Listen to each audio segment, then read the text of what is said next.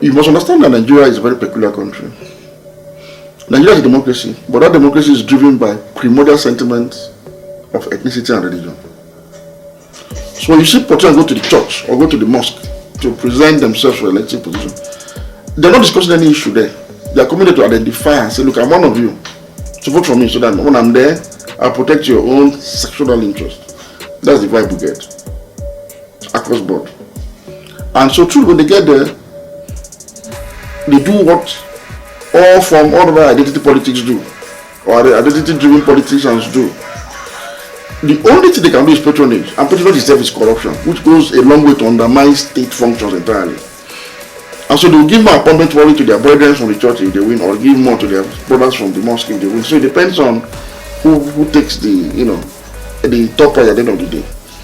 The real issues that bothers people collectively, whether you're a Christian or Muslim, or non-Muslim or non-Christian, is not really at the core of issues that are canvassed during the democratic recruitment of leadership in Nigeria. It's not there. There are no issues.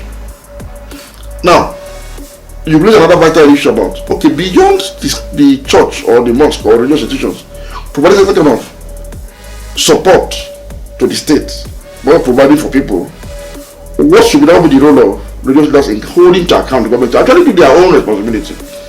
Well, for Christians, they call it the liberation theology. That is quite acceptable, and a number of religious leaders in Nigeria have deployed this, particularly those from the Orthodox churches, Catholic churches, Anglican churches. You've heard prominent bishops and clergymen, particularly from the Orthodox churches, coming out through their sermons to hold government accountable. I say, look, pay a decent wage to the people. Stop corruption. They're not saying to their members, vote for a Christian to protect your interest.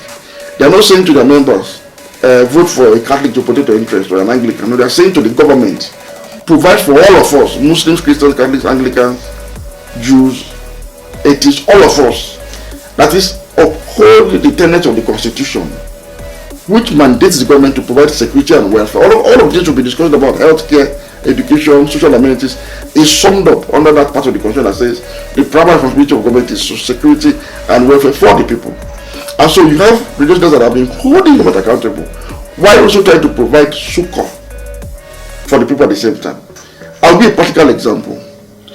During the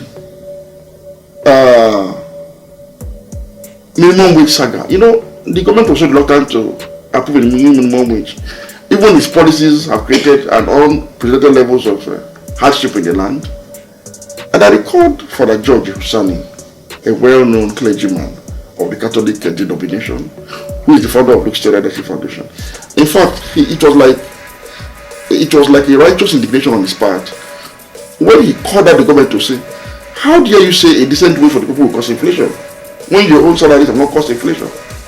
Now here is a man who has children, not of his own, that have been supported in school from nursery, primary, secondary to the university level at his own expense. That is, he's trying to provide that gap, filling that gap that government has failed to do, while also telling the government to expand your good governance framework so that maybe the body will be lessened on people like us.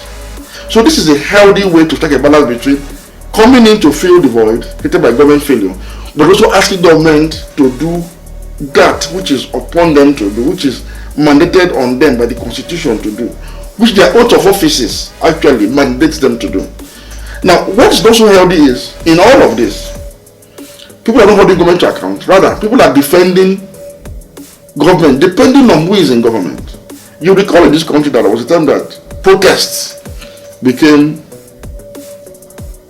a sin, something that nobody should do, because one of our own is in government.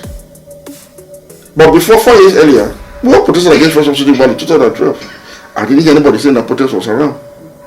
But when one of our own became president between 2015 and now, suddenly the protest became around. So you find a situation where on this uncertain side there is this attempt to undermine, what seems to be our secularity and our collective resolve to demand for good governance.